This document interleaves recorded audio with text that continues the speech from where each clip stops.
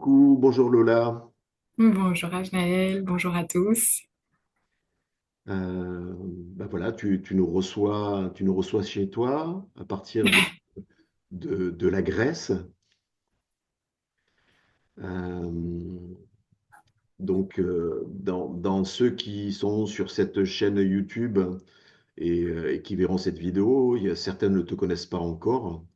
Ouais. Tu pourrais, en quelques mots ou en plus, te présenter à eux. Alors, avec plaisir. Merci de me proposer, de m'avoir invité à me présenter. Alors, je suis de formation coach et psychologue. Et puis, sur les dernières années, je me suis ouverte aux soins énergétiques. Et c'était comme ça que j'ai reconnecté à une part galactique. Donc, si je me présente aujourd'hui, c'est surtout pour parler de mon travail.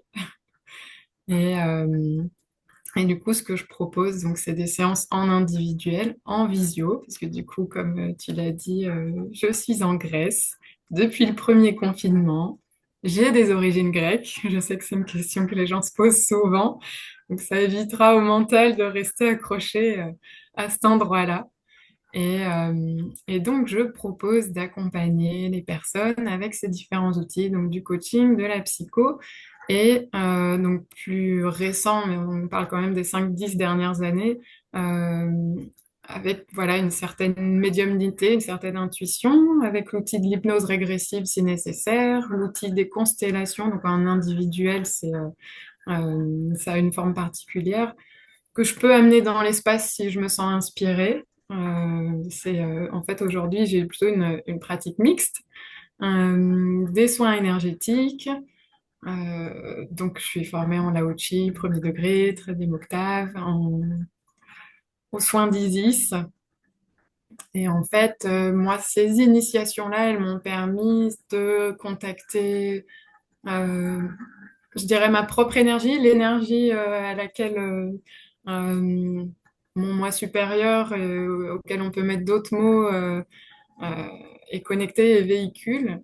Et c'est vrai que dans ma façon d'utiliser ces soins en individuel dans un accompagnement va être pareil, assez mixte. Ça peut être mélangé au milieu d'une séance parlée, et puis ça va être les mots qu'on utilise, ça va être l'espace qui est créé en fait quand une séance en individuel démarre. Et puis sinon, je peux aussi, à la demande, être formatrice et moi-même initier à ces méthodes-là. Et dans la façon de l'initier, je vais amener cette touche qui est la mienne, d'aller chercher, d'aller permettre à la personne, peut-être elle-même aussi, d'aller chercher à travers ces initiations-là qui sont un soin bien spécifique, leur propre énergie. Et je pense que mon travail, et c'est pour ça que je parle de ces formations, en tant que psychologue et que coach, je vise vraiment cette autonomisation et ce retour à cette essence qui nous habite et que moi je perçois comme joyeuse dans l'amour et qui du coup participe, comme ça j'ai le sentiment de participer à cette reconnexion au niveau individuel et à cette du coup diffusion de la lumière, de l'amour, de la joie, euh, un peu euh, comme si de nouveaux petits soleils voilà, existaient et continuaient de diffuser et que voilà, chacun pouvait, euh, en ayant recontacté ça à l'intérieur d'eux-mêmes, continuer de le rayonner autour et que la chaîne se poursuive en fait. Bon, Donc ma présentation, ça serait ça aujourd'hui. c'est un chemin vers sa souveraineté. Alors c'est un mot que j'aime bien, c'est un mot qui est beaucoup utilisé et moi j'ai quelque chose d'un peu rebelle et une fois que les mots sont trop utilisés et du coup peut-être que les cases se rétrécissent à force de ça. Je suis un peu embêtée. Mais effectivement, j'aime bien cette idée de contacter cette part qui est responsable, mais du coup qui est puissante à l'intérieur de nous, qui va être la même part où quelque part on a retrouvé la mère intérieure et le père intérieur, et où du coup, avec douceur, on va se mettre dans l'action, on va écouter de quoi on a besoin, on va écouter quelles sont nos envies, et en harmonie avec nos différentes parties, en fait, on va euh, créer voilà, cet espace d'unité qui va être celui qui décide et celui qui agit. Donc, c'est ça que j'entends par souveraineté. Le soin d'Easy, c'est un soin qui amène beaucoup de souveraineté. Puis il travaille la confiance en soi aussi et cet équilibre entre nos différentes, le haut, le bas, le masculin, le féminin, notamment, mais pas que. Euh, et donc, la souveraineté, j'ai toujours cette perspective. Je travaille en individuel, mais pour créer du collectif et un collectif où chaque individu, et je trouve que l'ère du Verseau, c'est vraiment ça, euh, va savoir euh, être qui il est et en harmonie avec les autres qui sont aussi à cet endroit. C'est toujours Oui, plus facile d'être avec ceux qui sont déjà aussi à cet endroit-là. oui, quelque part, c'est pas remettre son pouvoir à quelqu'un. C'est peut-être mettre son pouvoir à quelqu'un quand tu vas voir un thérapeute, remettre son pouvoir à quelqu'un pour ouvrir la porte de ses propres pouvoirs et que ses propres pouvoirs après puissent être euh, mis en collectif, enfin voilà, mis en groupe pour créer une unité de groupe. C'est-à-dire que la souveraineté, c'est pas l'éloignement les uns des autres, au contraire, c'est le fait de retrouver ses propres pouvoirs pour être plus efficient en groupe et pour que l'unité se manifeste à travers les uns et les autres. Ouais, je suis tout à fait d'accord avec ça et j'aime bien cette image. Je suis pas quelqu'un qui donne du poisson, je suis quelqu'un qui va apprendre à pêcher. Mm. Donc, en tant que thérapeute, je suis plutôt un thérapeute avec une casquette d'enseignant, en fait. C'est le mot dans les clés génétiques et c'est un outil sur lequel je m'appuie beaucoup en ce moment où je trouve que, il y a cette vibration-là qui va proposer une forme de structure sur laquelle s'appuyer et ensuite se dégager, évidemment. Et c'est vrai que le processus thérapeutique, c'est exactement ça. C'est un temps où on est dans une chrysalide. Et donc, dans cette chrysalide, l'idée, c'est d'amener à penser les blessures, c'est d'amener à prendre conscience des forces et des ressources et à ouvrir tout le champ des possibles et avoir ces réponses pour pouvoir prendre une direction plus claire, travailler l'acceptation, commencer à ouvrir son cœur, avoir un espace où on peut aller, on sait qu'on est en sécurité et ce qu'on peut expérimenter à l'extérieur peut être d'un autre niveau. C'est intéressant quand même ce qui se passe à ce moment-là. Et du coup, quand on le ramène dans cet espace, on peut accompagner la maturation et la maturité nécessaires pour voilà, ensuite pouvoir fonctionner sans ce cadre et y revenir éventuellement ponctuellement parce que de toute façon, la vie est faite de hauts et de bas et qu'il y a des nouvelles crises. Mais Ouais, cet inconvénient est important parce que ça peut faire peur, hein.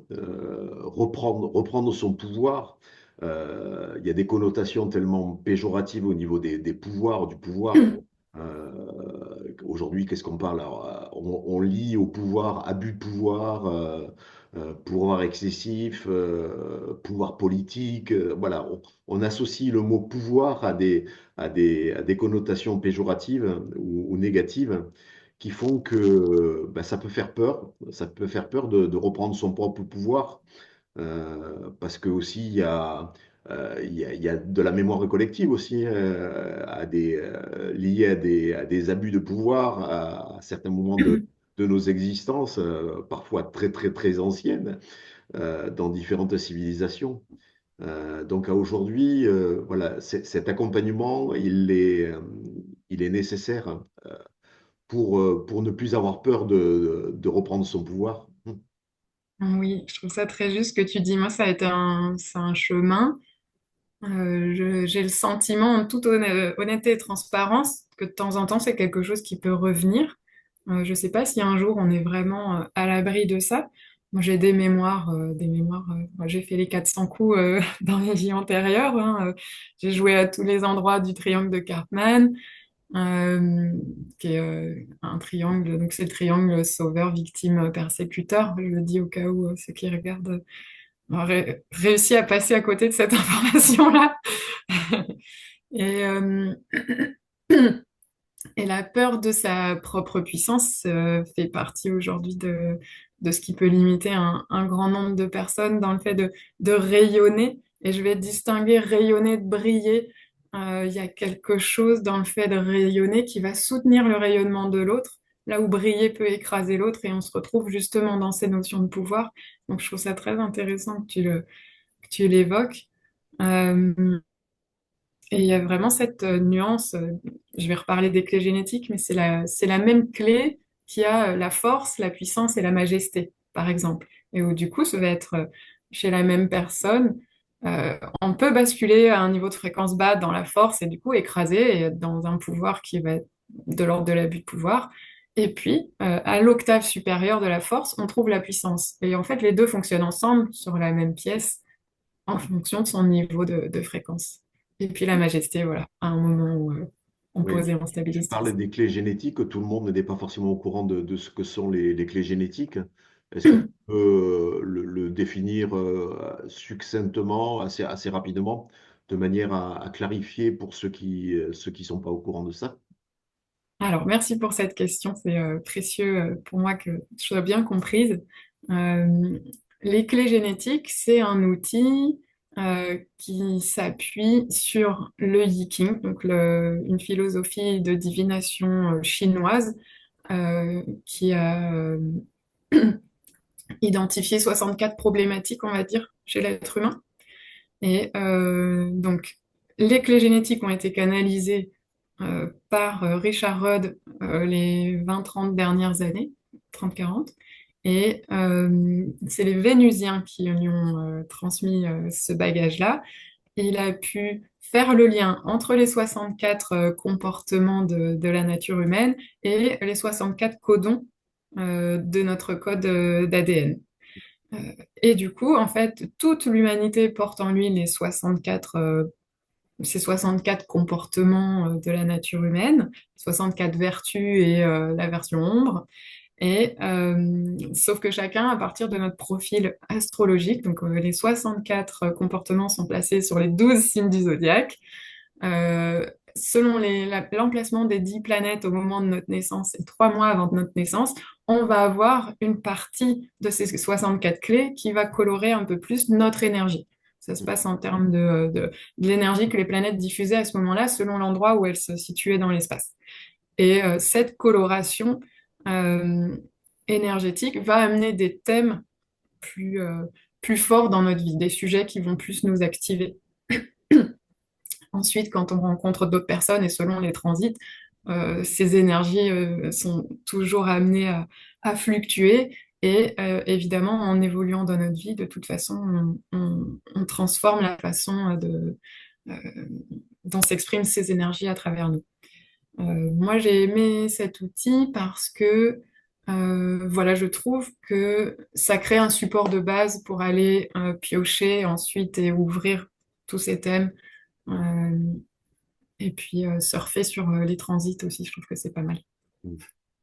Oui, c'est marrant parce que on retrouve cette structure-là aussi dans le Tzolk'in Maya, Ok. avec les codons, avec toutes ces formes-là.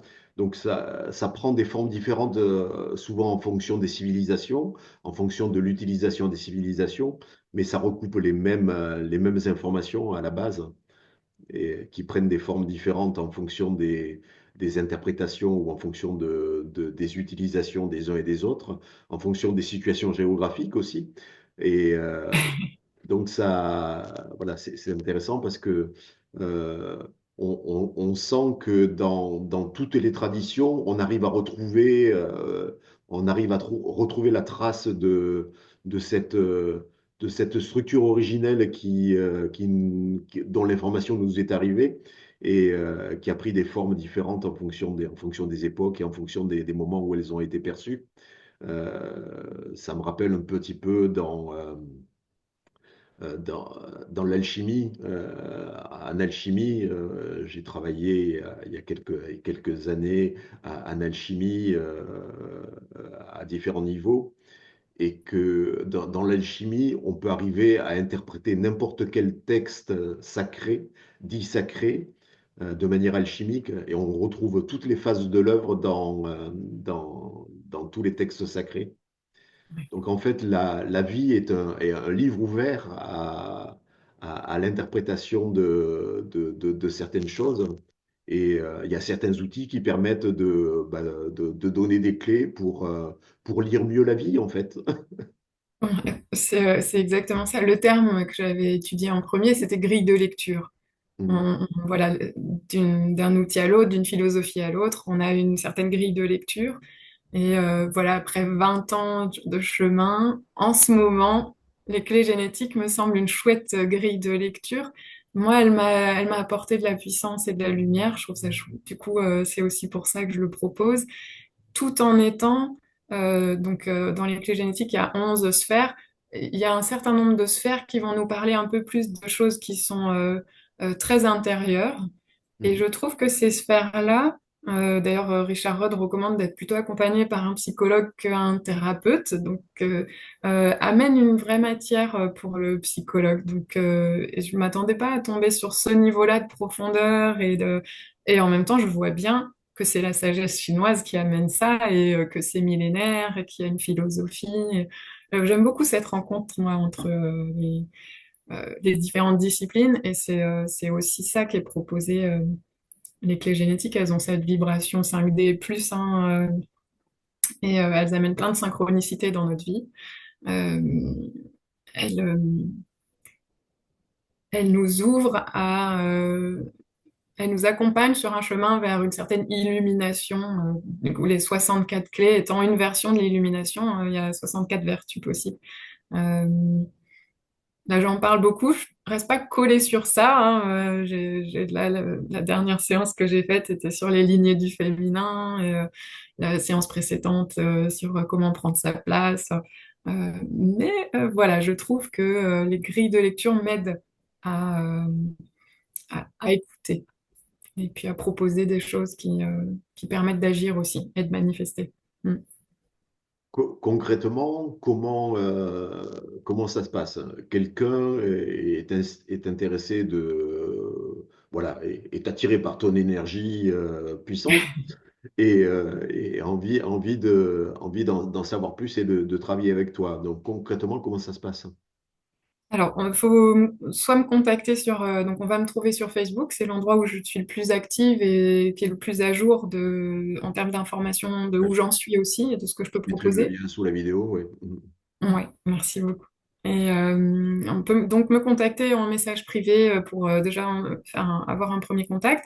Et puis, si nécessaire, faire un appel. Sinon, passer directement à un premier rendez-vous. En fait, tout est sur mesure et il faut que ce soit assez naturel, hein, de me parler. Euh, Voir selon les besoins, selon les objectifs, selon les possibilités, la disponibilité. Moi, en général, je propose des séances qui vont de 1 heure à 3 heures en fonction euh,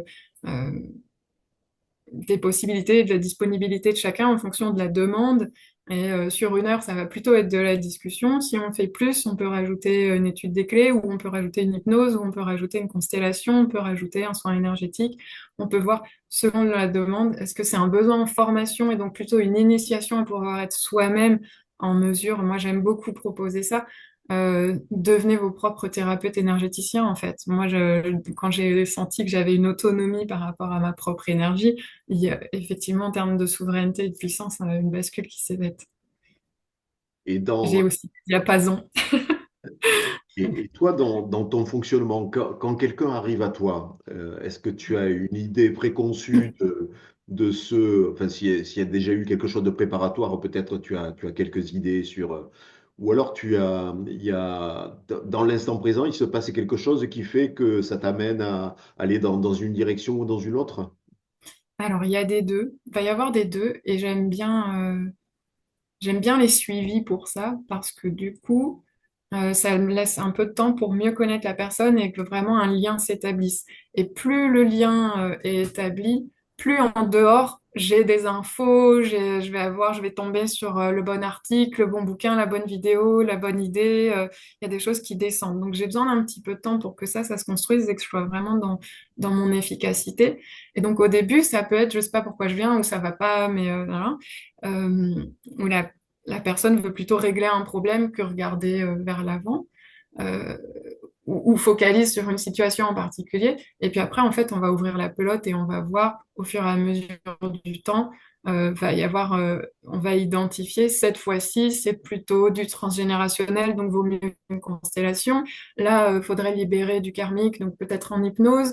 C'est pas systématique, hein, le transgé, constel et karma hypnose, mais pourquoi pas.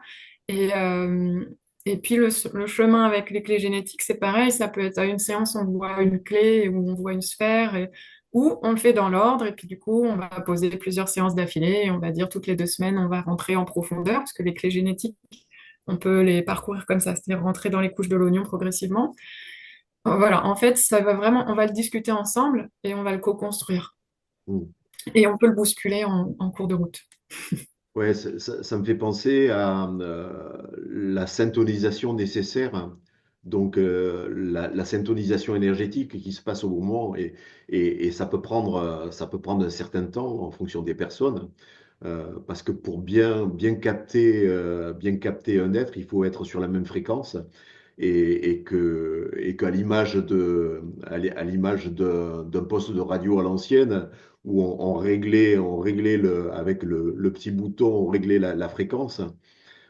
Quand une personne est sur une certaine fréquence et que l'autre personne, la thérapeute ou la personne qui amène cette information est sur une autre fréquence, il y a la nécessité de syntoniser ces fréquences pour justement être dans l'instant présent, c'est-à-dire ressentir dans l'instant présent ce qui est nécessaire à l'un de transmettre et à l'autre de recevoir, et vice-versa. Parce Ouais. il y a une action dans les deux sens, hein. Donc il y a le thérapeute vers le patient, et il y a le patient vers le thérapeute, qui amène aussi des informations, qui amène une énergie aussi dans l'instant présent, et qui fait progresser les deux en fait. Dans cet échange énergétique, Oui. il y a une progression des deux. Bon, je suis tout à fait d'accord avec ça. J'aime bien cette idée. Euh, Moi, je vois un ascenseur, hein, en fait, je pense qu'on est tous multifacettes et le thérapeute moi, j'ai le droit de parler de patient en tant que psychologue, mais consultant. Voilà, ces deux facettes qui vont se rencontrer en essayant pour le thérapeute que voilà les autres facettes bénéficient du travail fait sur la facette qui se rencontre. Mais évidemment que je suis là à un moment sur le chemin de quelqu'un. C'est juste, je vois bien, j'ai des patients, d'anciens patients, à chaque fois que j'apprends un nouveau truc, ils sont pas au courant, mais ils me rappellent. Et en fait, ils reviennent reprendre les mises à jour, comme s'ils avaient senti quelque part que c'était le moment de revenir et que du coup, j'ai effectivement quelque chose de nouveau à leur transmettre. Mais c'est tout à fait normal et OK, et c'est la vie en fait, de continuer son chemin avec un jour un autre thérapeute, une autre méthode, une autre discipline, et en fait, de s'enrichir et et pas forcément de rester fidèle toute sa vie à son thérapeute, en fait. Enfin, Ouais, parce que justement, il y a toutes ces facettes et qu'on est tous multifacettes. Et moi, j'aime bien aller ouvrir les gens à ça aussi, à ce qu'ils captent qu'ils sont multifacettes.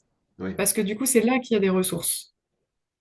Ouais, puis ça permet de sortir de la gouroutisation. Parce que si tu te places sur un piédestal par rapport aux patients, par rapport aux consultants, bah, tu vas être considéré comme la personne sachant, la personne ayant toutes les infos, et le consultant va venir chercher les informations, mais peut-être pas sa propre initiative, enfin, pas de la manière la plus juste pour lui. C'est-à-dire, il va aller, comme tu disais tout à l'heure, il va aller, tu vas tu préfères lui apprendre à pêcher que lui donner du poisson, quoi. Et c'est important aussi, ça. Mhm. Moi, en tant que patiente, moi, j'ai pas fini d'apprécier des séances pour continuer de grandir et voilà, au niveau des couches, je considère que je me rapproche du noyau, mais même après 20 ans, il y a encore des trucs. Je pense que c'est la période qui veut ça aussi. Je pense qu'il y a des personnes qui sont venues transmuter plus de choses que d'autres. Enfin, je pense que c'est la thérapie et ce champ-là du bien-être et du développement personnel, de la spiritualité m'intéresse sans limite, qu'il y aura autre chose après les clés génétiques, c'est sûr. Euh, et à la fois, oui, c'est important de reconnaître que l'autre n'est pas indispensable et en même temps, on passe dans un monde d'interdépendance. Il y a une bascule qui se fait progressivement. Euh, qu'il y a quelque chose de sain à avoir un tiers à qui on exprime certaines choses aussi. Je défends un peu la thérapie sans... euh, je pense qu'il peut y avoir des périodes entières où on n'en a pas besoin, où ça n'a pas sa place. Je pense que on n'est pas tous câblés pareil, qu'il y a des personnes qui font ça en autonomie, qui peuvent écrire, qui peuvent méditer, quand on n'en a pas besoin, ils font du sport. Enfin, c'est une autre gestion de leurs émotions, de leur mental, de tout ça. Euh, et à la fois, voilà, j'aime bien la pluridisciplinarité, c'est-à-dire que chacun est voir aussi dans différentes écoles avec différentes personnes à un moment, mais c'est ça que j'ai appris avec ma puissance, c'est que moi j'ai ma puissance de qui je suis. J'ai pas la puissance de tout le monde, d'un autre donc ce que moi je vais apporter, c'est ce que moi je peux apporter. Mhm. Euh, et pour certains, c'est un petit peu, pour d'autres, c'est beaucoup. À un moment, ça peut être ce qu'il fallait. C'est ça qu'on essaie de chercher ensemble. Puis après, il y a des périodes d'intégration nécessaires, hein, c'est-à-dire qu'à partir du moment où une information circule, hein, c'est-à-dire que, en fait, toute action thérapeutique ou de formation, c'est de l'information qui circule, hein. En fait, on est baigné dans un monde d'information. Et cette information, elle a parfois besoin d'être intégrée, de prendre du temps linéaire terrestre pour être intégrée. Voilà, donc ça peut être une phase pendant laquelle une personne va être ou coupée de tout, ou rentrer dans autre chose, ou se mettre dans le sport, ou aller faire de la marche, ou aller à la mer. Enfin voilà, cette période d'intégration qui va faire que en apparence, il ne se passe rien, mais il se passe beaucoup de choses. Ouais, j'aime beaucoup cette image. C'est l'hiver où on a le sentiment que rien ne se passe, hein. La terre est calme, il n'y a plus de feuilles aux arbres, et puis paf, le printemps arrive ensuite. Ces phases d'intégration, elles peuvent être accompagnées ou non. Ça peut être frustrant, ça peut demander un soutien affectif ou pas. C'est en thérapie. Et c'est là que la casquette de psychologue peut basculer en coach et du coup il y a peut-être moins de présence à ce moment-là. Enfin, et ça c'est à la carte et ça va être vraiment chaque relation est unique en fait. Euh, et donc il y a rien qui est écrit moi à mon niveau par rapport à ça. C'est Euh, bah, mais bon, c'est comme une phase d'alchimique, hein. Je reviens à l'alchimie. ouais. En alchimie, on dit, voilà, il y a l'œuvre noire. Si on prend l'image d'une graine, la graine, pendant l'hiver, elle va retourner à la terre et elle va faire son processus de décomposition. Voilà, elle travaille, elle transmute la matière, mais il n'y a rien de visible. C'est sous terre. Jusqu'au printemps où voilà, il y a une nouvelle phase qui se manifeste avec la sortie et puis en fonction de l'arrosage qu'on peut mettre sur la graine, des éléments qu'on peut amener à la graine, elle va s'épanouir, elle va prendre le soleil, elle va reprendre la lumière, elle va sortir de cette phase d'ombre où elle va reprendre la lumière pour s'épanouir et grandir. Ouais. Et il y a aussi cette image de, voilà, si tous les jours on gratte la terre pour aller voir où en est la graine, c'est pas forcément bon non plus. Et je trouve ça intéressant par rapport au processus thérapeutique aussi, de laisser les phases où il se passe rien sans forcément aller, aller gratter. Je pense que avec une certaine sensibilité énergétique, on peut aussi être à même de capter que là, c'est le moment de ne pas aller gratter. Là, c'est une période où euh, voilà, ça se repose, quelque chose se dépose. Un peu, j'avais une thérapeute qui m'avait proposé ça, une psychologue. Euh, Quand la vague vient de passer, il y a le sable, sur le plage de sable, le sable se remue, est remonté et on voit plus rien. Et en fait, il faut attendre que le sable redescende pour retrouver la transparence de la mer. Et là, on peut voir un peu ce qui arrive ensuite. En ce moment, je trouve que de façon collective, on est plutôt au moment où il y a la vague et le sable et l'écume, et voilà, on attend un peu que ça se C'est pose. la phase de décantation, en fait. Quand tu as de l'eau boueuse, par exemple, bah, il y a une phase de décantation où les éléments solides se déposent pour avoir plus de clarté.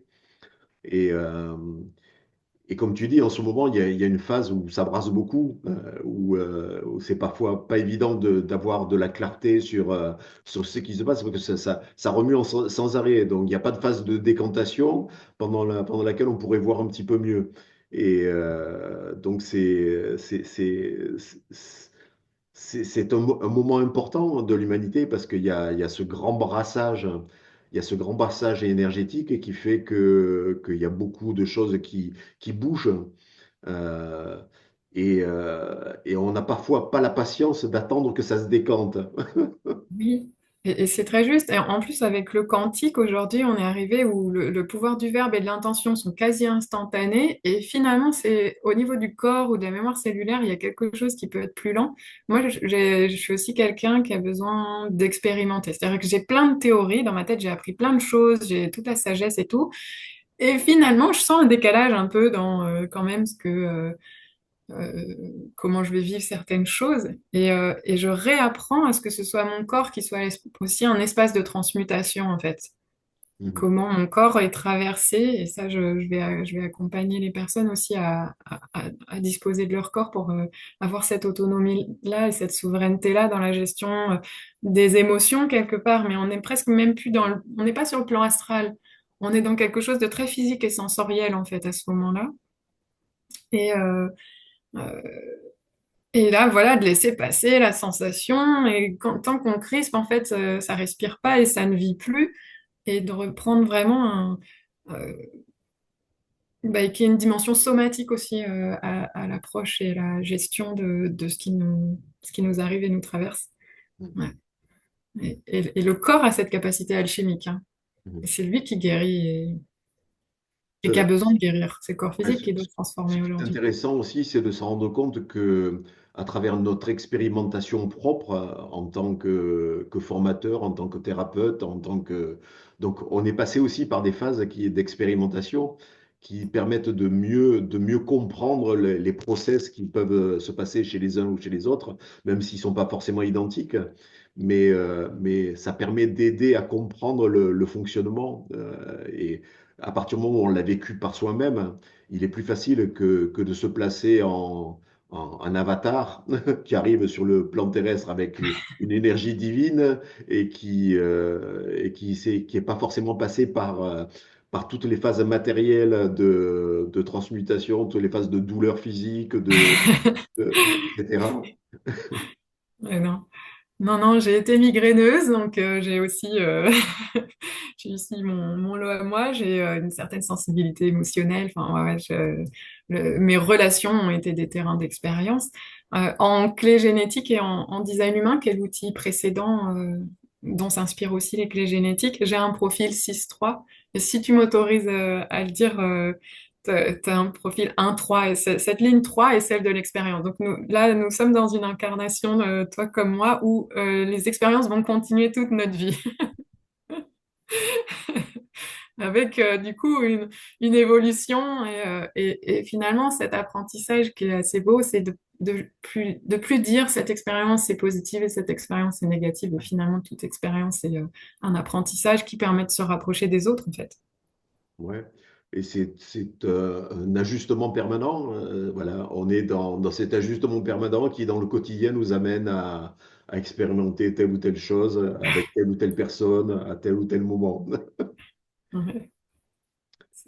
C'est ça, c'est ce filtre, et, où est-ce qu'on pose notre regard, et si on le pose sur l'expérience, Mm. euh, tout est un cadeau. Alors, ça peut être inconfortable, et je trouve que accompagner le corps dans la gestion de l'inconfort peut amener un peu plus de douceur dans ces vies d'expérience. Ouais, après c'est une question de positionnement et de regard, hein, à partir d'où je pose mon regard.